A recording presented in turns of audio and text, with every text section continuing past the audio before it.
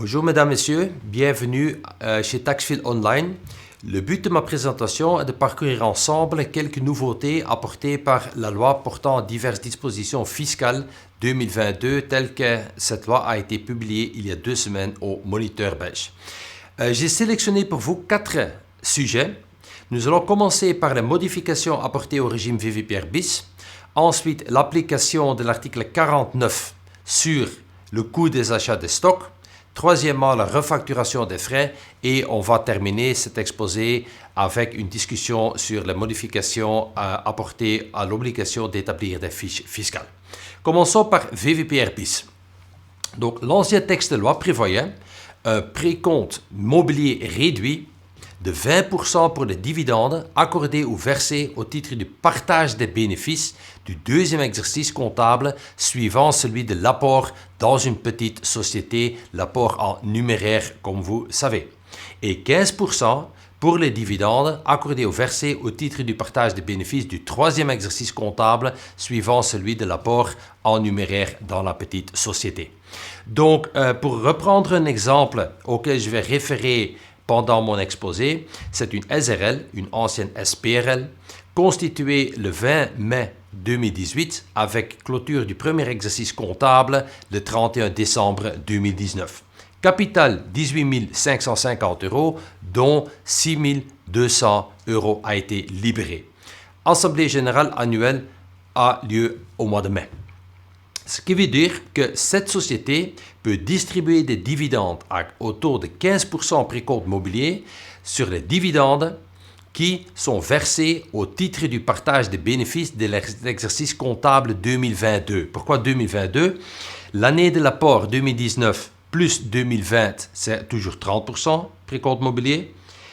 Partage du bénéfice de l'exercice comptable 2021 à 20%. Et ensuite, exercice comptable 2022, partage des bénéfices 15%. Donc, partage des bénéfices, exercice comptable 2022. Ce qui veut dire, soit via un dividende ordinaire décidé par l'Assemblée générale de mai 2023 sur le partage des bénéfices de l'exercice 2022, soit un an plus tôt via un dividende intérimaire ou intercalaire dans le courant de 2022, parce qu'un dividende intérimaire ou intercalaire payé en 2022 fait déjà partie du partage du bénéfice de 22 même. Donc, c'était le régime actuel. La loi prévoyait également que les sommes souscrites relatives à l'augmentation du capital doivent être entièrement libérées. Mais la loi ne prévoyait pas quand est-ce que le capital doit être libéré. La loi n'était pas claire. Et le législateur avait mis dans l'exposé de motifs « Libération du capital est uniquement requise au moment de l'attribution du dividende et pas forcément au moment de l'apport en numéraire dans la petite société. » Donc, au moment où le dividende est attribué, il faut que le capital soit libéré. C'est ce que le gouvernement avait toujours dit. Donc, pour reprendre mon exemple, si donc chez cette SRL, qui pouvait donc distribuer un dividende à du 15% précompte mobilier au titre du partage des bénéfices de l'exercice comptable 2022, elle doit libérer le capital. Le capital doit être libéré soit en mai 2023 en cas de dividende ordinaire décidé par l'Assemblée générale de mai 2023, soit déjà en 2022 en cas de distribution de dividendes intérimaires ou intercalaires en 2022. Donc, ce n'est qu'à ce moment-là que le capital devait être libéré.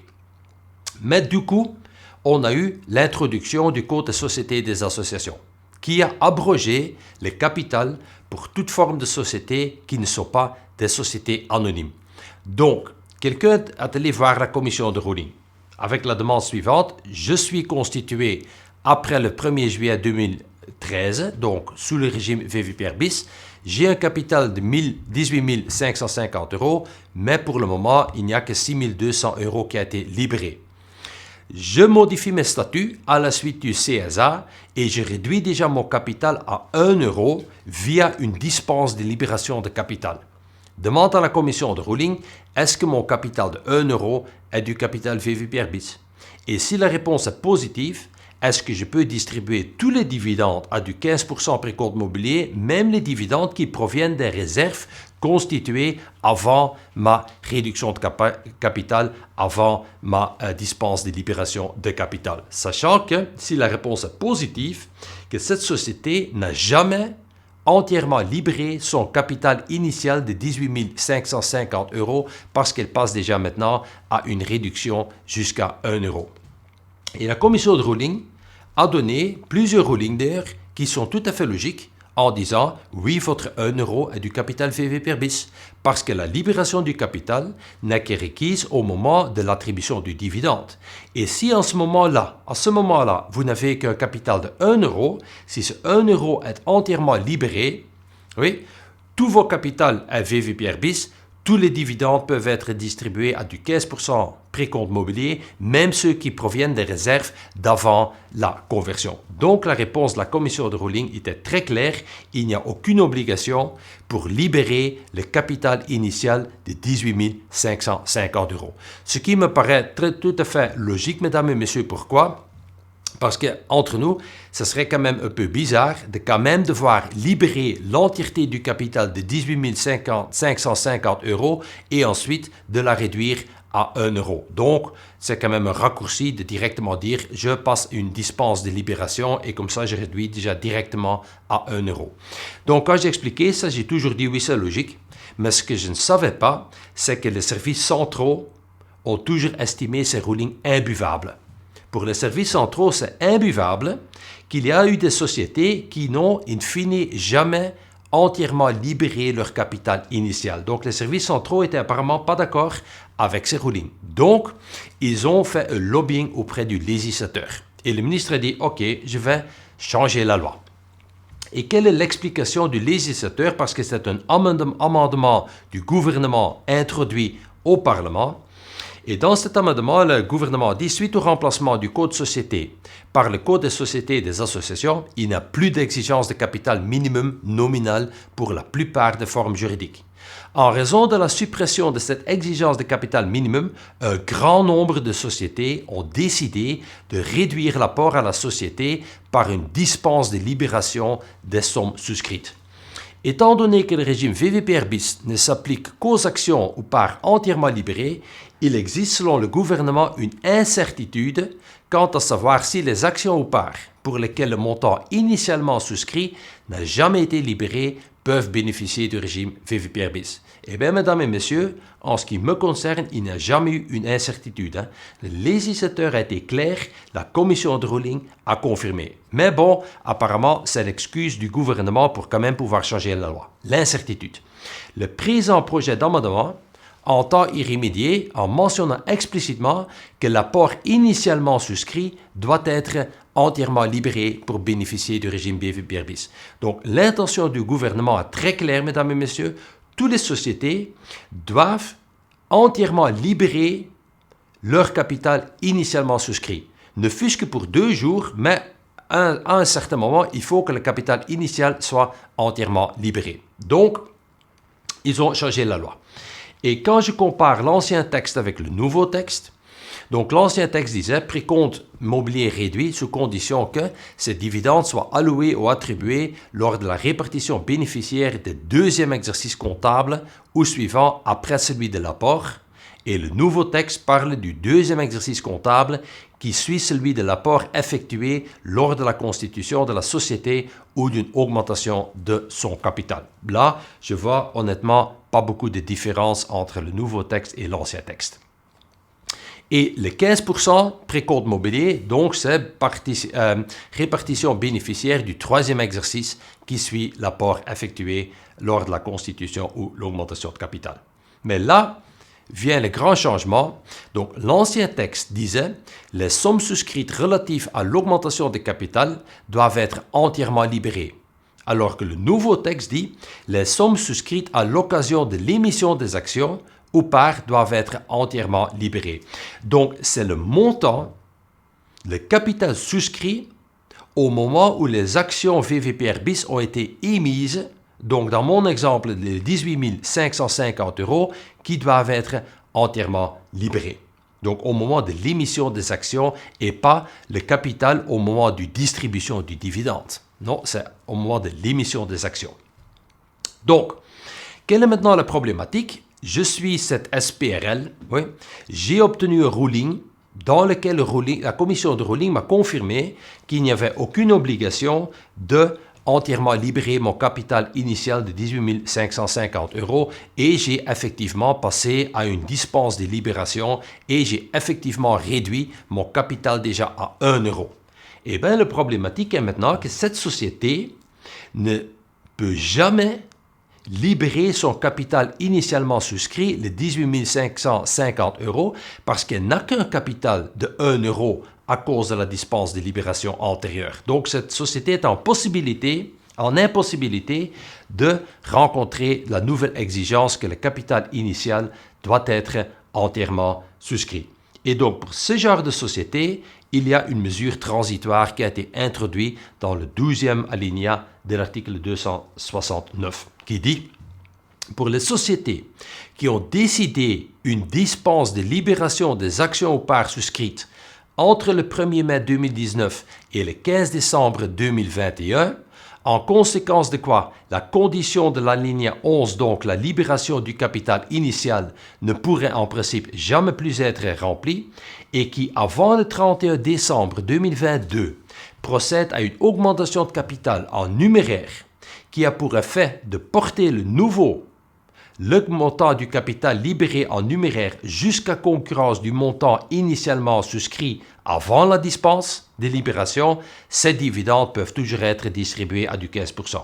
Donc, en d'autres termes, mesdames et messieurs, toutes les sociétés qui ont donc fait une dispense de libération, ils ont le temps jusqu'à la fin de 2022 pour de nouveau faire une augmentation de capital en numéraire pour quand même atteindre le montant initialement souscrit, donc le montant de 18 550 €. Donc la société, ici, a le temps jusqu'à la fin de l'année pour passer à une augmentation de capital de 18 549 € pour remettre son capital libéré au capital initial et une fois que la libération du capital a été fait, par après, elle peut faire ce qu'elle veut parce qu'à un certain moment, il faut que le capital initial doit être entièrement libéré.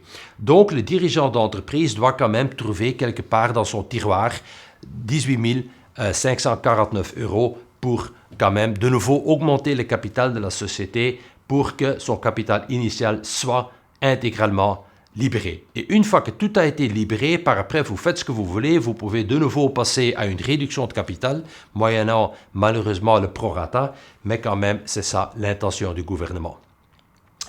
Si vous êtes une société qui n'a jamais fait une dispense de libération du capital, des actions, parce qu'elle a un capital, mais ce capital n'a toujours pas été entièrement libéré, pour ces sociétés-là, il n'y a pas de sujet.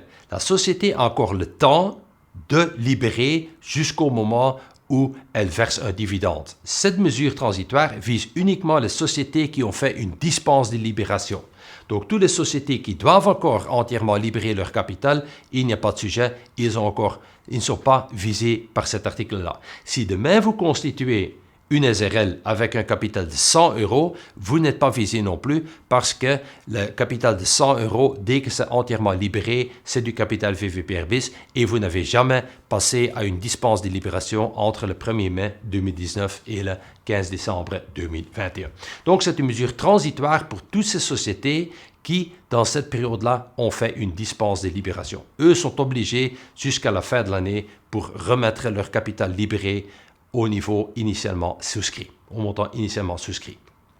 Est-ce que ça veut dire que ma période de délai va être allongée? Non. Le gouvernement a clairement dit, quand vous avez remis votre capital initial et entièrement libéré en numéraire au niveau initialement souscrit, les délais d'attente courent à partir de la date de l'apport initial et pas de l'apport que vous devez faire cette année pour remettre votre capital libéré au niveau initialement souscrit. Donc, il n'y a pas d'allongement de la période d'attente. Donc, si je suis la société en question et je dis, écoutez, j'ai le temps jusqu'au 31 décembre pour libérer mon capital initial de 18 550 €, si je fais ça, je peux toujours distribuer mon dividende à du 15% précompte mobilier du partage répartition bénéficiaire de l'exercice comptable 2022. 2022, donc soit en mai 2023 ou avant via un dividende intérimaire ou intercalaire, mais il faut que à ce moment-là, tout soit libéré. Donc, pas d'allongement de la période d'attente. Donc, tout cela, mesdames et messieurs, parce que les services centraux ne pouvaient pas vivre avec un ruling qui était logique et qui avait dit « il ne faut pas directement ou entièrement libérer votre capital initial ». Apparemment, c'est quand même le but de le faire quand même. Ne fût-ce que pour un jour, mais il faut que tout ce qui soit initialement souscrit soit à un certain moment effectivement et entièrement libéré. Deuxième changement, la loi fiscale prévoyait que les actions VVPR bis ne pouvaient pas être préférentielles. L'origine de cette condition est qu'on voulait éviter qu'en créant des actions VVPR bis préférentielles, que tous les dividendes soient distribués à du 15% précompte mobilier et aucun dividende soit payé à du 30% sur les actions existantes qui ne sont pas VVPR bis. Donc, c'était ça l'origine de cette exclusion. Mais maintenant, avec le CSA, on peut donc émettre des actions avec un droit de vote, avec multiples droits de vote, qui sont aussi préférentielles, donc qui ne pouvaient pas être non plus des actions VVPR bis. Mais ce n'était pas l'intention du gouvernement.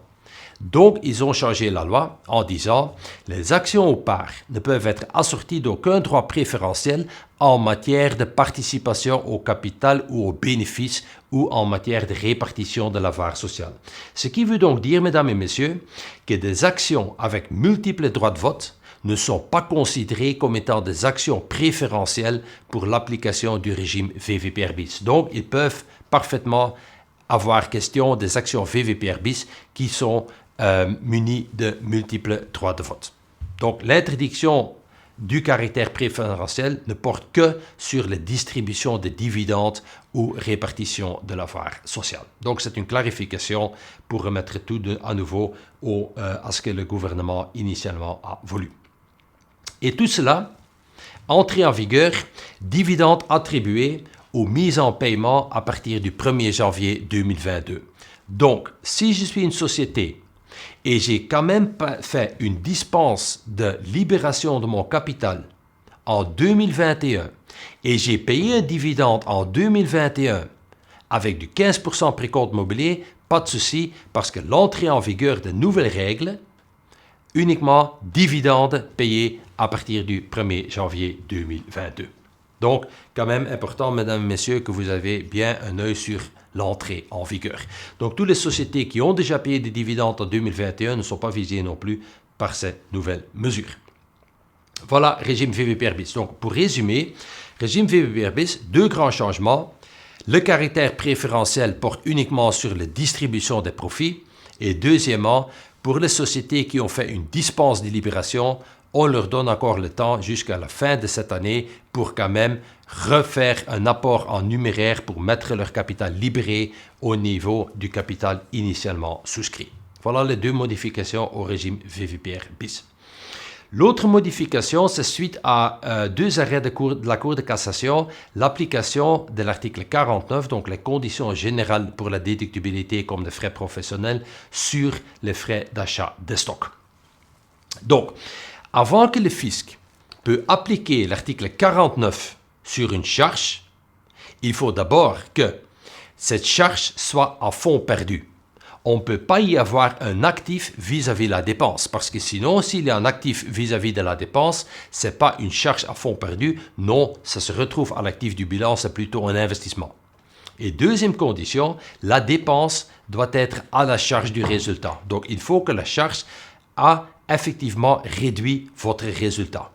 Si j'applique ça aux frais d'achat des marchandises, en principe, les frais d'achat des marchandises vendues sont des frais déductibles sous l'article 49 parce que ces charges sont à la charge du résultat. Si par contre les marchandises ne sont pas vendues, ce ne sont pas des charges déductibles, mais ça représente un actif au bilan, notamment c'est repris parmi les stocks. Donc, d'abord tester est-ce que la charge a effectivement réduit les résultats avant que l'article 49 soit d'application. Pour vous expliquer les deux arrêts de la Cour de cassation, commençons par le traitement comptable. Donc, comptablement, le prix d'achat des stocks est comptabilisé au débit du compte des résultats sous les charges d'exploitation, le poste 2.A.1 du compte de l'arrêté royal en exécution de CSA. Mais, lorsque les stocks achetés ne sont pas entièrement vendus pendant la période imposable ou ne sont pas entièrement traités durant le processus de production, il reste stock dans l'entreprise. Et dans ce cas-là, vous allez donc reprendre ces charges de votre résultat, compte résultat, mais en moins. Donc, parce que vous allez la mettre parmi les stocks, ce montant-là. Donc, dans cette mesure, il n'y a pas d'approvisionnement réel. Si par contre, les stocks sont vendus cette année, c'est vraiment les achats, le prix d'achat de ces stocks sont vraiment une charge pour la société et dans ce cas-là, ils sont à fond perdu, il y a un approvisionnement réel. Je vais vous expliquer ça avec un petit exemple. Donc, supposons que la société a acheté pour 10 000 euros de biens. Oui. 10 000 euros, c'est une charge compte 604. À la fin de l'année, supposons de ces 10 000, 2 000 n'a pas été vendu à la fin de l'année. Donc, vous allez passer l'écriture suivante.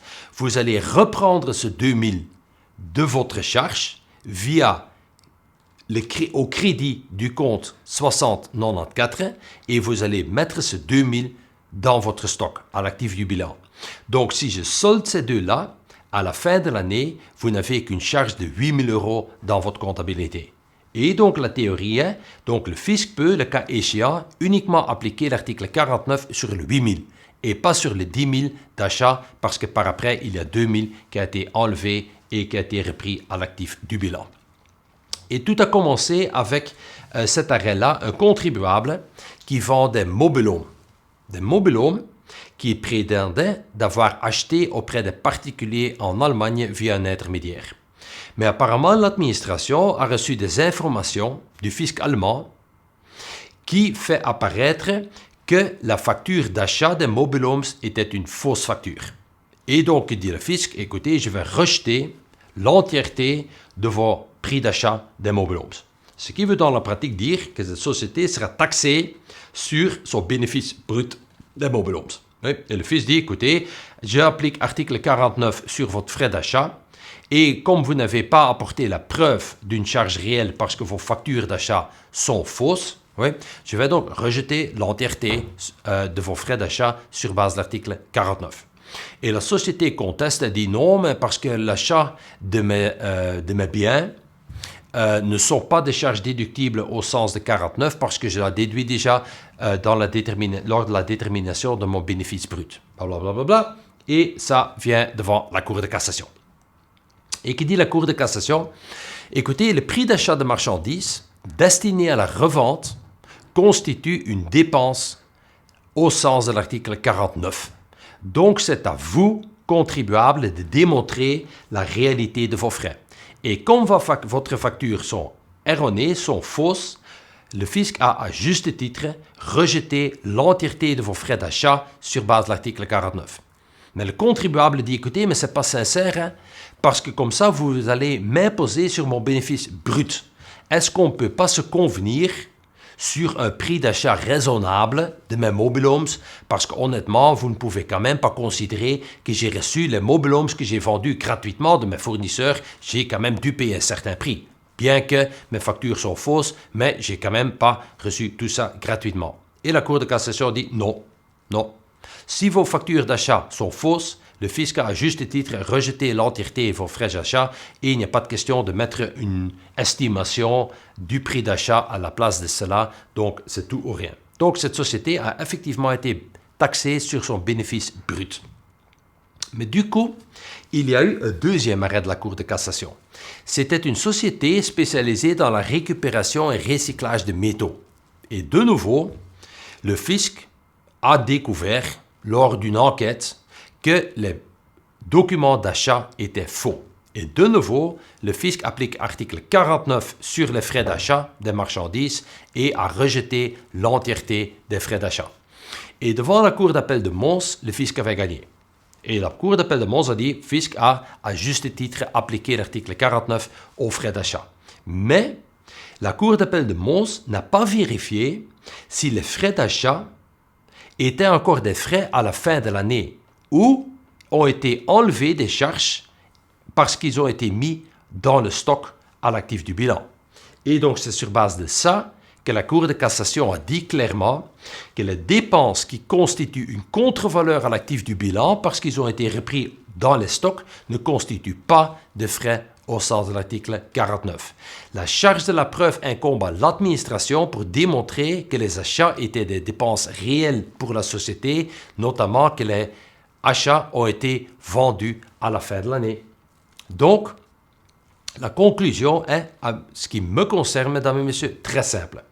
Avant que le fisc peut contester la déductibilité du prix d'achat de marchandises, c'est au fisc de démontrer que les marchandises n'ont pas été comptabilisées à l'actif du bilan, mais ont bel et bien été vendues et donc qui constituent des charges qui ont été déduites du résultat. Le fisc ne peut pas refuser les charges d'achat des marchandises qui n'ont pas été vendues, mais qui ont été repris dans le stock. Parce que dans ce deuxième cas-là, ce ne sont pas des charges qui ont déduit votre résultat comptable. Donc, le premier deux tirets, très simple.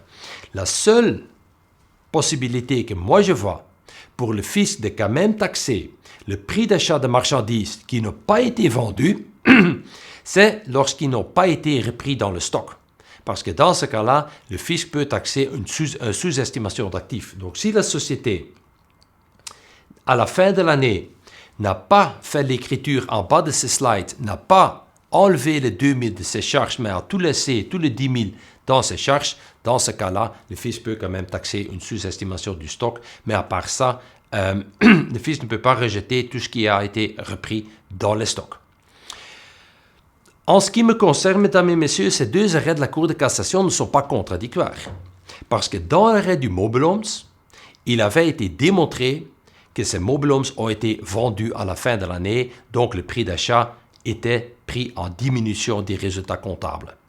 Dans l'arrêt par contre du recyclage des métaux, le deuxième arrêt, il a été démontré que ces prix d'achat n'étaient plus des charges à la fin de l'année dans la comptabilité parce qu'ils ont été repris dans les stocks à l'actif du bilan, donc pas du tout contradictoire, et les deux arrêts de la Cour de cassation me paraissaient très simples. Oui, et très compréhensibles. Mais apparemment pas pour le gouvernement, parce qu'ils ont fait changer la loi. Et maintenant, ils ont introduit un nouveau 13e dans l'article 52 du Code fiscal, qui dit que les approvisionnements à comptabiliser dans la rubrique 2A, approvisionnement et marchandises du compte et résultats, sont considérés comme des charges professionnelles. Donc, le gouvernement a dit, suite à ces deux arrêts de la Cour de cassation, une clarification est apportée à l'article 52 et cela confirme que l'achat de biens et de services est considéré comme des frais professionnels et que l'article 49 est donc effectivement bien applicable sur ces frais. Donc, pour clarifier, article 49. Mais de nouveau, mesdames et messieurs, je reste sur ma position. Le fisc peut uniquement appliquer l'article 49 sur une charge qui a été déduite du résultat. Donc, ça, à mon avis, ne changerait au principe de base que je viens de vous expliquer. Les services et biens sont à comprendre au sens le plus large possible. Donc, tout ce qui a été comptabilisé dans le sous-compte 60 sont considérés comme l'achat des services et des biens et donc soumis à l'article 49 sur le fisc. Mais apparemment, quelqu'un a fait un peu de lobbying. Et je lis dans les travaux préparatoires l'explication suivante. Cette clarification a pour conséquence, par exemple, que les frais de restaurant encourus dans le cadre de voyage à forfait par un organisateur de voyage pour la consommation des clients du dit voyage à forfait, ou les frais de restauration encourus par un organisateur d'événements qui sont imputés à la personne qui a recours à cet organisateur sont considérés comme des frais professionnels sans qu'il y ait question d'une limitation de déductibilité.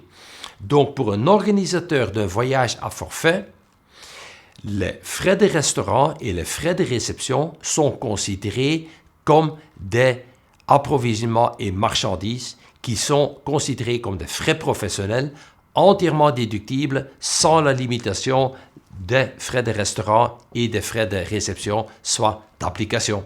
Donc, entièrement déductible pour ces deux genres d'activités.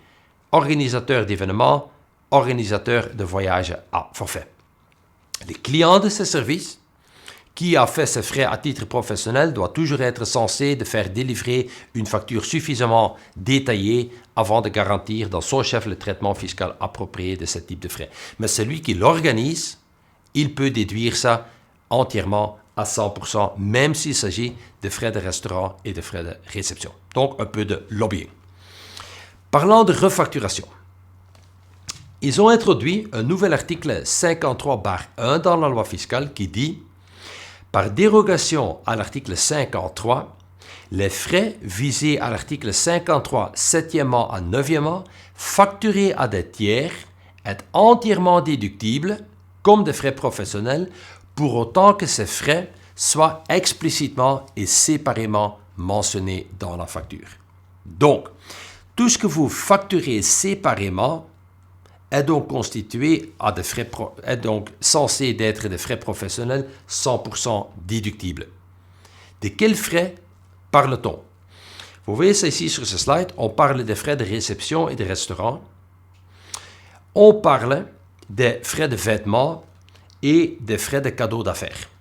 Donc, le gouvernement dit que cette insertion a notamment pour but de donner une base légale à la tolérance administrative existante selon laquelle les limitations de l'article 53, 8e A et 8e A bis ne sont pas applicables à l'égard d'un contribuable qui répercute les frais de réception et restaurant d'une manière qui ne laisse aucun doute sur la portée exacte de l'opération et pour le même montant à des tiers qui sont également soumis à la limitation. Et c'est ce dernier point, mesdames et messieurs, qui a rendu la tolérance administrative assez une portée restreinte.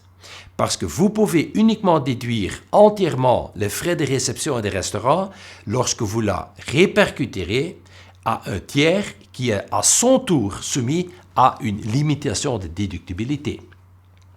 Toutefois, dit du coup le gouvernement, cette dernière condition, donc quant à l'identité du tiers qui doit donc être soumis à son tour à la limitation de déductibilité, mais ça peut entraîner un désavantage concurrentiel pour les contribuables s'ils répercutent les frais de réception des restaurants sur des clients qui ne sont pas soumis à la limitation de la déductibilité belge, par exemple les clients étrangers.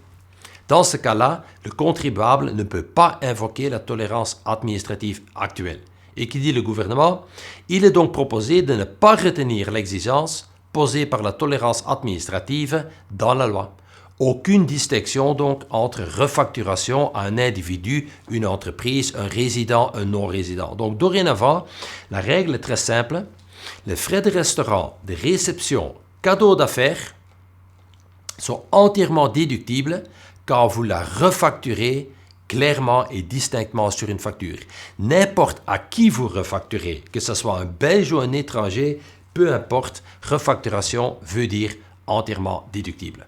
Frais de cadeaux d'affaires, toujours aussi visés par cette nouvelle disposition de loi. Donc, refacturation de frais de cadeaux d'affaires à un tiers veut dire entièrement déductible.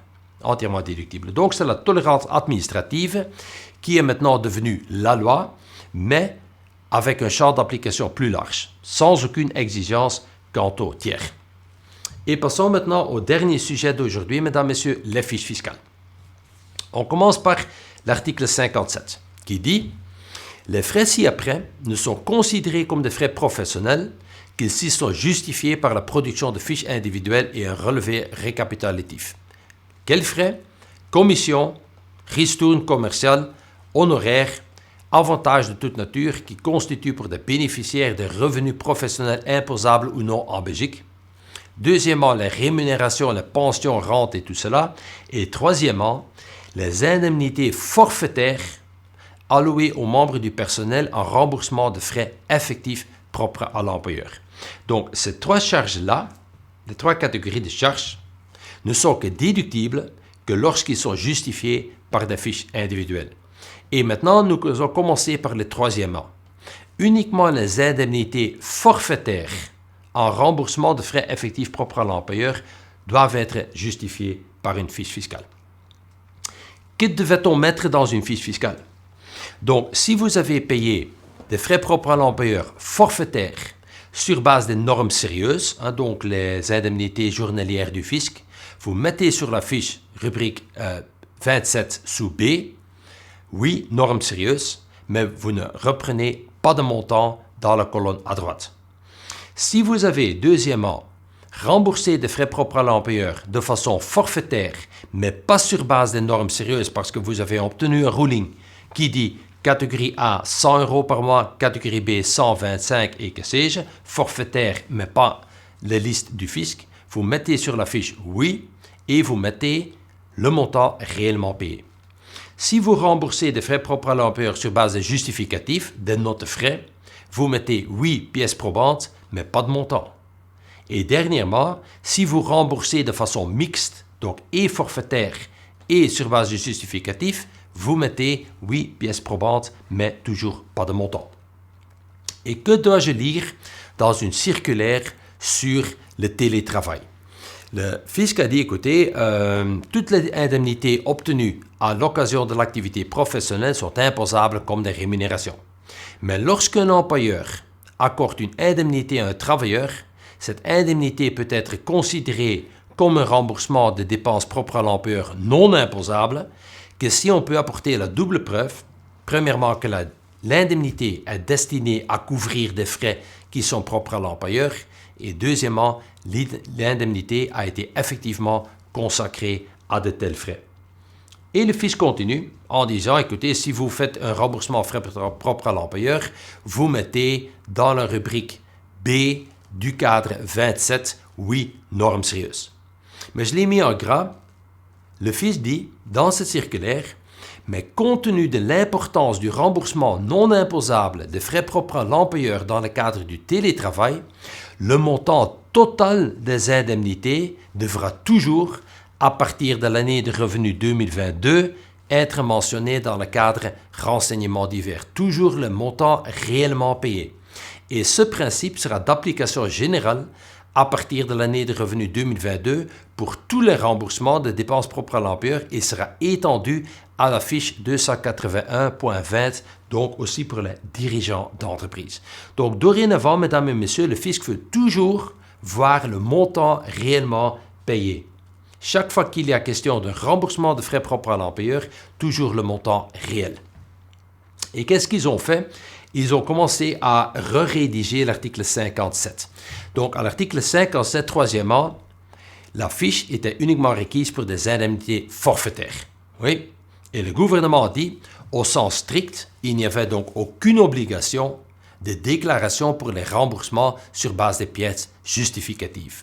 Donc, le gouvernement propose également d'exiger des fiches pour des remboursements de frais propres à l'employeur sur base de justificatifs. Et ils ont mis un deuxièmement dans l'article 57 qui dit des indemnités variables accordées aux membres du personnel à titre de remboursement de frais propres réels à propre à l'employeur doivent être justifiées au moyen de fiches individuelles. Donc, au lieu de, ici, mesdames, messieurs, au lieu de changer le troisièmement de l'article 57, ils ont préféré de mettre un deuxième alinéa séparé pour les indemnités variables. Pour les indemnités forfaitaires, la non-reprise sur fiche sera sanctionnée par la non-déductibilité de ces frais. Parce que l'article 57, premièrement, dit exactement ne sont considérés comme des frais professionnels que lorsqu'ils sont justifiés par la production de fiches.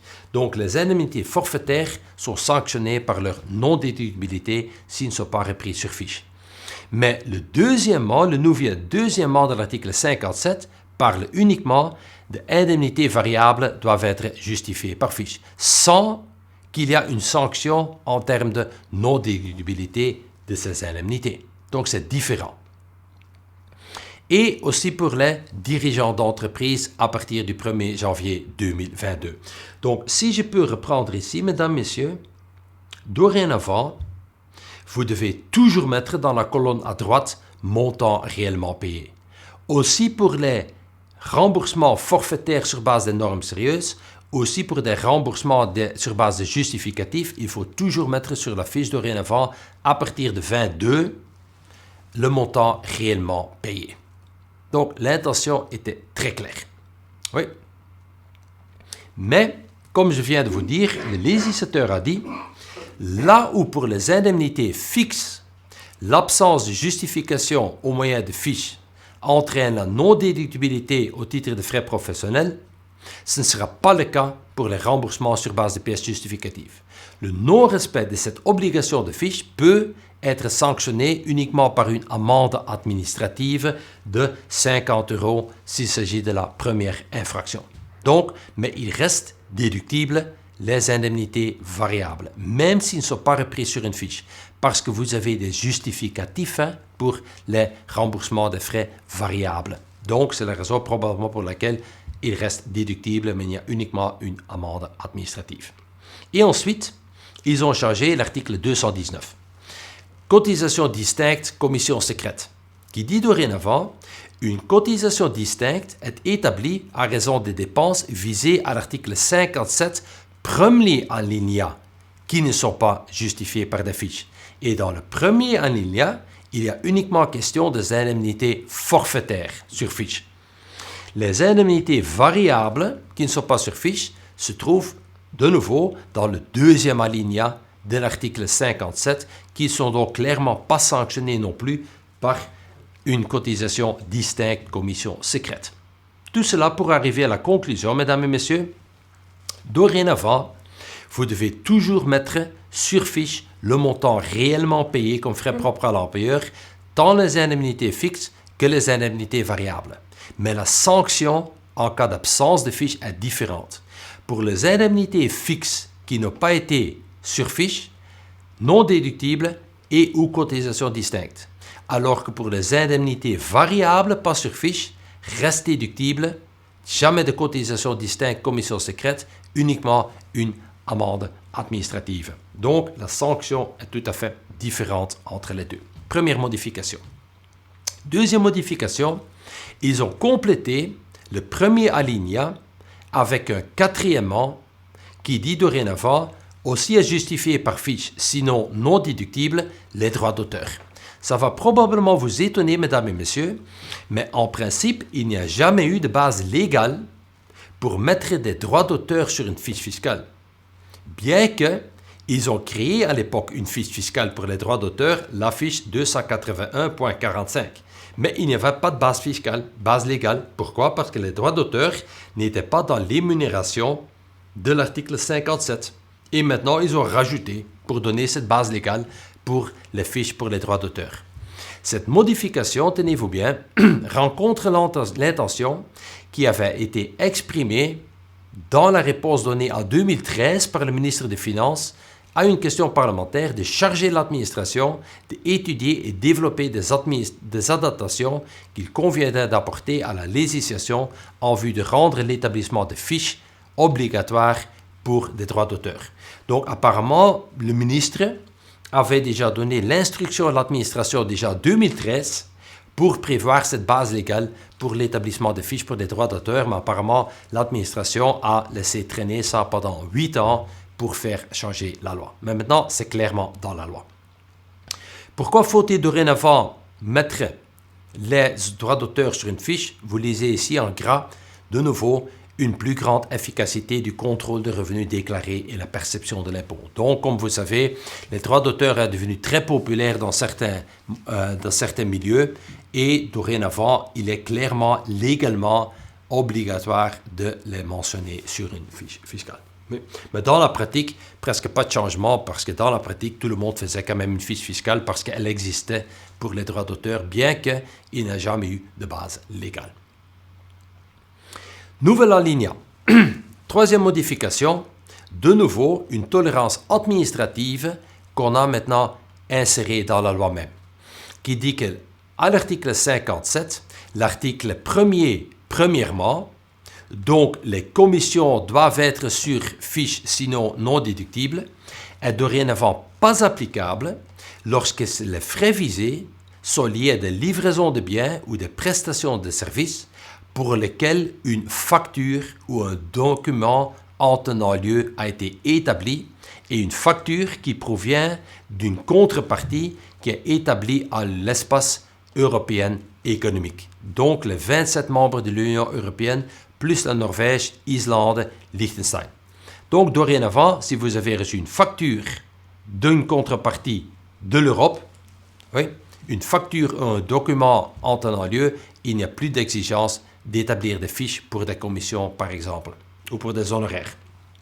Et ensuite, ils ont dit, le roi peut déterminer un seuil en dessous duquel les frais professionnels par année et par fournisseur de biens ne doivent pas être justifiés par la production de fiches. Ce seuil ne peut dépasser 1 000 €. Donc apparemment, ils ont donné le pouvoir au roi, donc via un arrêté royal, de déterminer un seuil en dessous duquel il ne faut plus faire des fiches, mais c'est un seuil par fournisseur et par année, hein, et pas par facture, évidemment. Pourquoi? Parce que le gouvernement dit que la réalisation annuelle de ces fiches 281,50 engendre une charge administrative importante pour les contribuables concernés. Or, il s'avère que l'administration fiscale est en mesure de disposer des informations contenues dans les fiches précitées par le biais déjà d'autres canaux tels que les factures relatives. Donc, dès que vous avez une facture, le fisc a déjà les données sans qu'il y ait une fiche qui soit encore nécessaire parce que le fisc a déjà toute information qu'ils veulent. Oui. C'est quoi une facture ou document tenant lieu? Ce n'est pas expliqué dans la loi, ni dans l'exposé motif de cette loi portant diverses mesures fiscales, mais dans l'amendement du gouvernement qui a introduit cette mesure, le gouvernement a dit un document en tenant lieu, c'est une note de crédit, une facture simplifiée ou un document particulier dans le cadre d'une livraison de biens ou prestation de services au sein d'une unité TVA belge. Donc c'est facture, note de crédit, facture simplifiée ou document particulier. Dès que vous êtes en possession d'un de ces 4 documents, il ne faut plus justifier par une fiche les paiements. Oui. Et donc le seuil de 1 000 € par fournisseur, je suis une fois curieux avec quel seuil le fisc ou l'arrêté royal va sortir. C'était déjà une tolérance administrative, mais maintenant ça a été clairement mis dans la loi. Dès que vous êtes en possession d'une facture d'une contrepartie européenne, il ne faut plus établir des fiches. Voilà, mesdames et messieurs, ça me met bien dans le timing à la fin de mon exposé. J'espère que ça a été utile et clair, et s'il y a des questions, n'hésitez pas. Un grand merci.